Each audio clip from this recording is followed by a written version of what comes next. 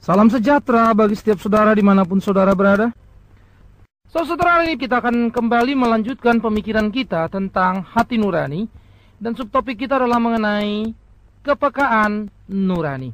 Saudara, 1 Timotius pasal yang pertama ayat 18 sampai 20 demikian firman Tuhan. 1 Timotius pasal 1, 18 sampai 20. Tugas ini kuberikan kepadamu Timotius anakku, sesuai dengan apa yang telah dinubuatkan tentang dirimu, supaya dikuatkan oleh nubuat itu, engkau memperjuangkan perjuangan yang baik dengan iman dan hati nurani yang murni. Beberapa orang telah menolak hati nuraninya yang murni itu, dan karena itu kandaslah iman mereka. Di antaranya Hymenaeus dan Alexander, yang telah kuserahkan kepada iblis supaya jera mereka menghujat. Saudara, ada beberapa hal yang saya memang perlu batasi di bagian ini. Ada kata-kata seperti Paulus menyerahkan mereka kepada iblis supaya jera menghujat, ya. Ada kata-kata dikuatkan oleh nubuat yang saya tidak akan bahas secara spesifik.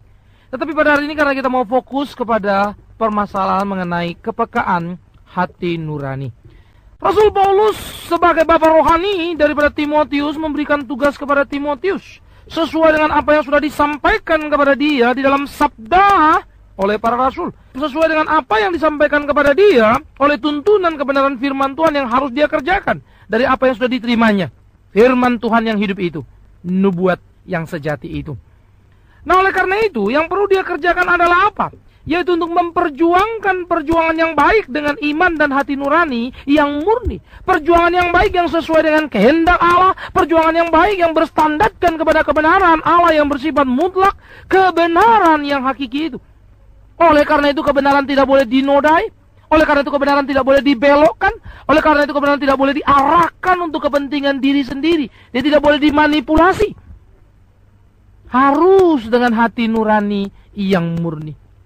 Saudara-saudara yang kekasih, seperti yang sudah saya katakan di waktu lampau, sekarang mencari hati nurani yang murni di dalam zaman yang seperti ini menjadi sangat sulit, di mana manusia sudah dinodai oleh semangat materialisme yang sangat luar biasa. Materi menjadi ukuran segala-galanya. Di mana manusia sudah diwarnai oleh semangat hedonisme yang sangat membabi buta, di mana kepuasan telah menjadi dewa yang baru bagi manusia. Individualistis yang sangat luar biasa membuat manusia menghalalkan segala cara demi dan untuk apa yang diinginkannya. Manusia bisa berkata yang begitu manis dan luar biasa, sembari mulut mengucapkan kata-kata yang sejalan dan seturut dengan firman Tuhan, tangan kanannya sudah membelah perut lawan, sementara tangan kirinya mengambil kekuasaan. Manusia menjadi sangat mengerikan. Maling teriak maling, perampok menjadi pahlawan. Tragedi yang luar biasa. Maka mereka yang seharusnya menjadi panutan telah menjadi batu sandungan. Sistem nilai porak-poranda mengerikan dan menakutkan. Manusia begitu teganya. Dan akhirnya manusia memang sukses menjadi rajanya.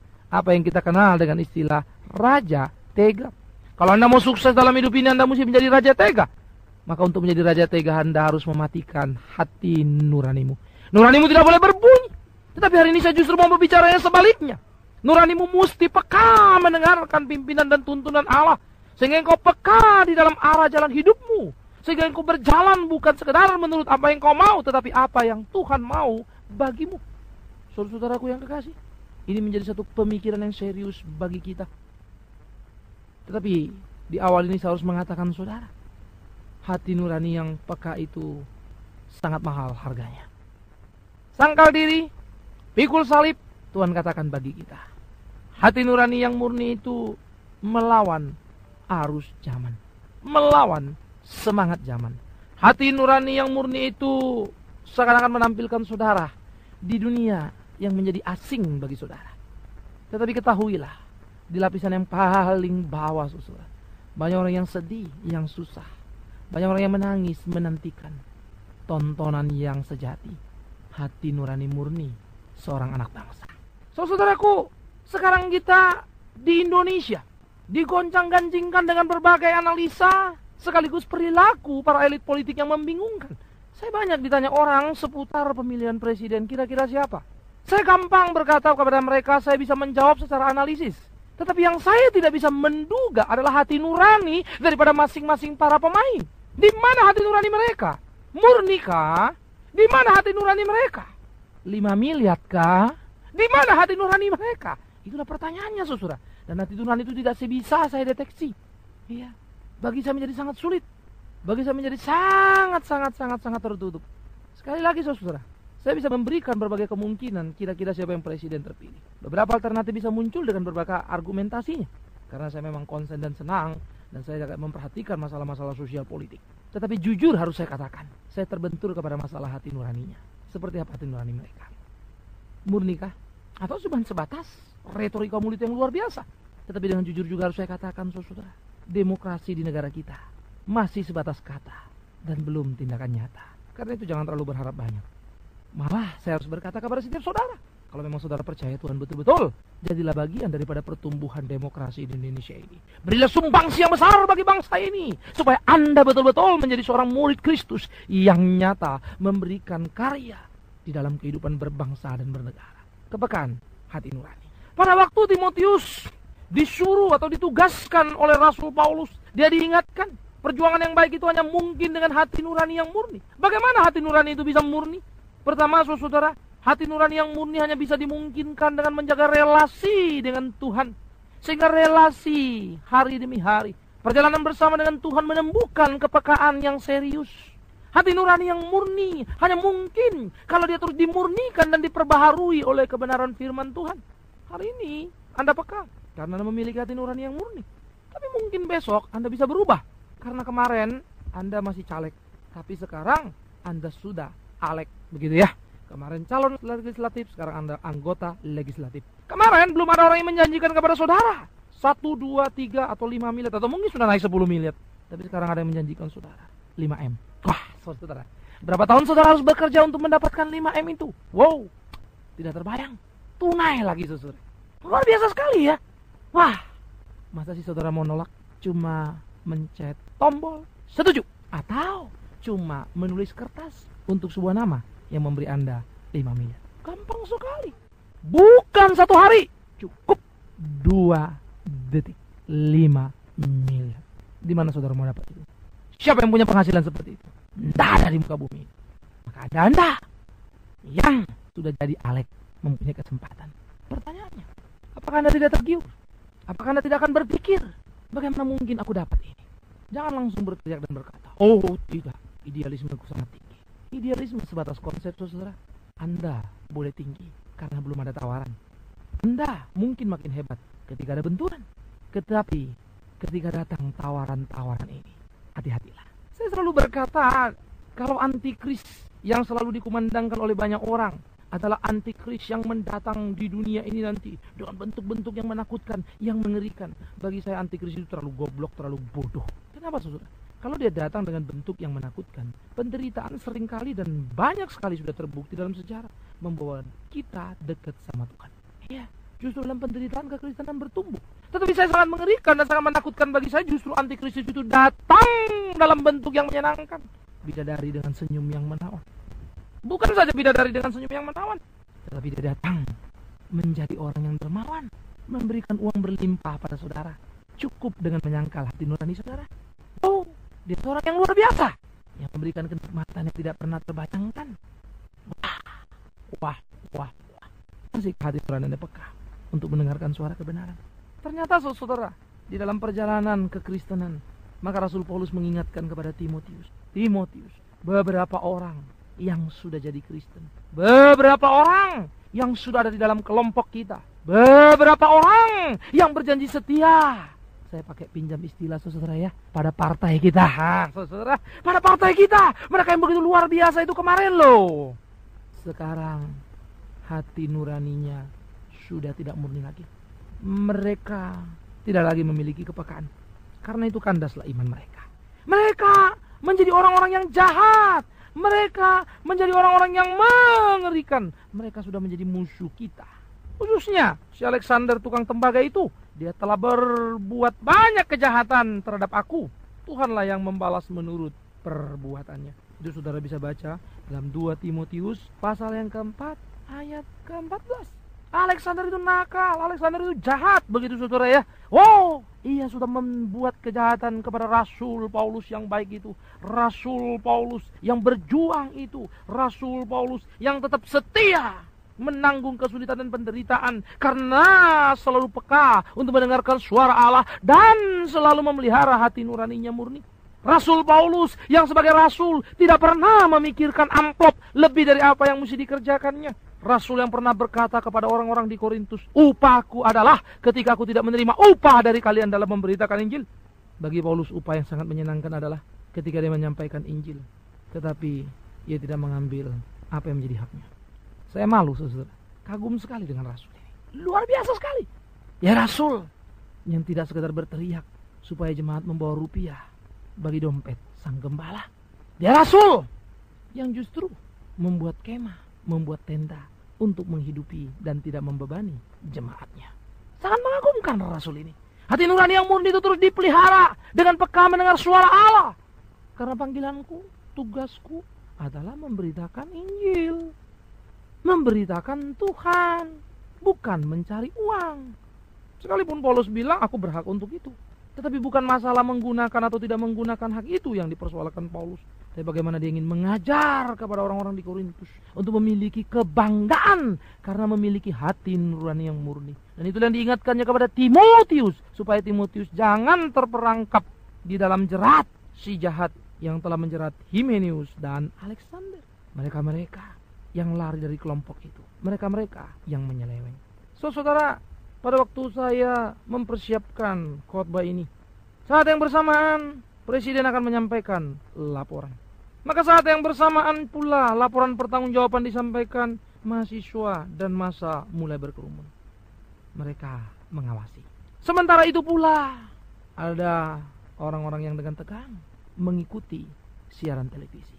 Bermacam-macam nuansa hati nurani mereka. Ada yang berpikir jagoanku ini akan lolos. Tapi ada yang berpikir dia bukan jagoanku, dia akan hancur. Semua sudah mematok harap di dalam hatinya masing-masing. Entah karena nurani yang murni, entah karena kepentingan apapun. Tetapi saudara-saudara, tidak sedikit juga sekelompok orang yang tidak mau pusing. Mereka tidak mau tahu apa yang terjadi, siapapun, bodoh amat. Yang penting depositoku sudah cukup. Ada apa-apa, aku sudah punya tiket dan aku tinggal berangkat. Bodoh amat apa yang terjadi. Tapi ada sekelompok orang juga yang mungkin sedang lipat tangan dan berdoa. Tapi di antara kelompok berdoa ini macam-macam pula bunyi doa mereka. Yang satu begitu egoisnya dan berteriak kepada Tuhan supaya pilihannya lah yang menjadi presiden. Sementara yang lain mungkin berdoa dan pasrah, tetapi tanpa tujuan yang jelas untuk apa dia berdoa. Tetapi dia berdoa tidak lebih supaya jangan terjadi sesuatu yang bisa memporak-porandakan kehidupannya yang mapan. Sementara yang lain berdoa, tapi luar biasa. Itulah doa yang saudara bisa temukan di Kisah Rasul pasal yang keempat. Mereka berdoa, justru berkata, di tengah-tengah ketidakmenentuan ini, berikanlah kami keberanian untuk memberitakan firman ya Allah. Wah, saudara-saudara, bagaimana mungkin engkau bersuara seperti itu? Bagaimana mungkin engkau meminta keberanian bukan untuk melawan, meminta keberanian bukan untuk membuat keonaran, meminta keberanian bukan untuk membuat satu gerakan, tapi justru meminta keberanian untuk menyuarakan kebenaran Allah yang justru dibenci oleh zaman, yang justru tidak disukai oleh para penguasa yang lalim. Wah, hati nurani yang peka itu ternyata masih ada, saudara. Itu berbunyi dan berteriak, karena panggilanku di dunia ini adalah mengabarkan kebenaran itu. Maka hati nurani yang peka itu menerobos dan siap menanggung resiko yang ada. Bukankah Yesus memanggil kita untuk menjadi murid-muridnya? Dan dia berkata kita harus menyangkal diri, menghilangkan keinginan-keinginan diri kita yang salah, yang bersifat kedagingan. Bukankah dia mengajar kita untuk menyangkal diri, untuk memporak-porandakan sistem nilai yang kita anut dalam hidup kita menurut ukuran kita? Bukankah dia menyuruh kita menyangkal diri supaya kita mendengarkan apa yang ingin dia katakan, bukan apa yang kita inginkan? Dan selesaikah? Tidak. Dia menyuruh kita memikul salibnya. Kesulitan-kesulitan yang harus kita alami karena kebenaran. Karena di dalam sanalah ketika kesulitan terjadilah, ketika benturan terjadilah, hati nurani semakin peka. Maka saudara, saya ingin mengajak setiap saudara di tengah-tengah kehidupan berbangsa bernegara ini, mari berdoa, tapi janganlah berdoa untuk keegoisan saudara, supaya kelompok saudara yang menang, sementara saudara tidak pernah periksa kelompok saudara itu benar atau tidak benar. Analisa saudara itu berdasarkan keinginan pribadi toh, atau memang saudara memahami kehendak Allah. Jangan lupa, Allah pun bisa memakai Firaun jika Allah memerlukan itu. Allah bisa memakai orang jahat, pemerintah yang lalip untuk membentuk umatnya. Sebaliknya, Allah pun bisa mengangkat Yusuf sekalipun itu ada di Mesir. Dan Allah bisa menempatkan Daniel sekalipun itu di pembuangan. Menarik sekali kan? Tetapi jangan lupa, saudara yang kekasih, Allah bisa memakai raja-raja lalim untuk menghancurkan kita. Persis seperti Raja Babel, di mana orang-orang Israel dibuang, tetapi di sana pula Daniel diangkat. Persis seperti Firaun, di mana orang-orang Israel ditindas di Mesir, tetapi di sana pula Tuhan pernah menempatkan seorang bernama Yusuf. Saudara-saudara, hidup. Maka dengan memahami kebenaran yang utuh itulah muncul kepekaan di dalam hati kita, kepekaan nurani kita. Maka dengan nurani yang peka itu kita bisa melihat, kita bisa menganalisa, dan kita bisa memutuskan sesuatu yang semakin dekat kepada kehendak Allah, yang semakin dekat kepada apa yang Allah mau, sehingga kita makin boleh menyenangkan hatinya. Maka hati nurani yang peka itu juga perlu kita pelihara di dalam hati kita, supaya dengan hati nurani yang peka itulah kita hidup di tengah-tengah dunia ini, tersentuh dan menangis bersama orang yang menangis, tetapi berbahagia pula lah bersama orang yang berbahagia, dan tertawalah bersama mereka.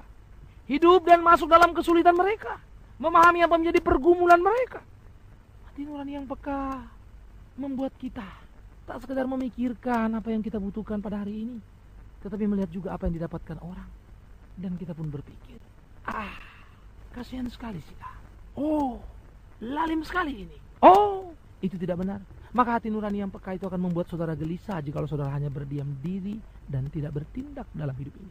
Hati nurani yang tidak peka akan membuat saudara gelisah ketika saudara tidak mewujudkan apa yang dikehendaki Allah. Hati nurani yang peka akan membuat saudara makin sadar arti menjadi anak Allah. Saudara, sebagai seorang percaya, kita tidak mungkin lepas tangan dari kehidupan berbangsa dan bernegara. Kita tidak mungkin hanya sekedar melipat tangan dan berkata, Tuhan tolonglah kami, lalu berpuasa beberapa hari. Tapi kita pula perlu untuk turun. Mungkin memberi makan bagi mereka yang lapar, minum bagi yang haus. Mungkin memberi pakaian bagi yang telanjang, dan menyembuh mereka yang dipenjara untuk memberikan penghiburan. Bukankah Yesus selalu hadir di sana? Mengapa kita tidak?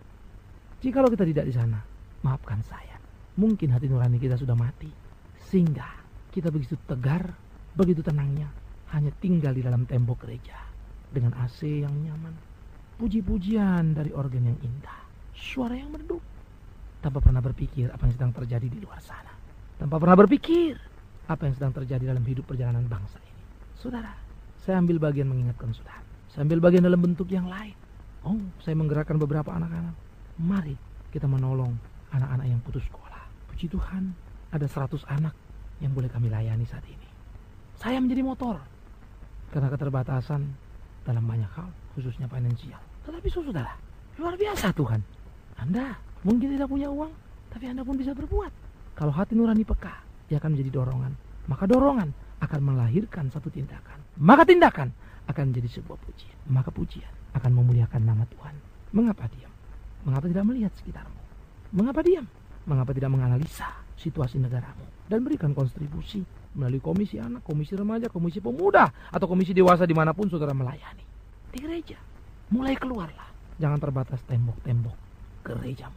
Mulai keluarlah, jangan terbatas pada pagarmu. Mulai keluarlah, katakanlah A untuk A dan B untuk B, takut untuk takut dan bijak untuk bijak. Maka dengan demikian saya berdoa, hati nuranimu makin peka. Bekerjalah dengan hati nurani yang peka. Tuhan memberkati.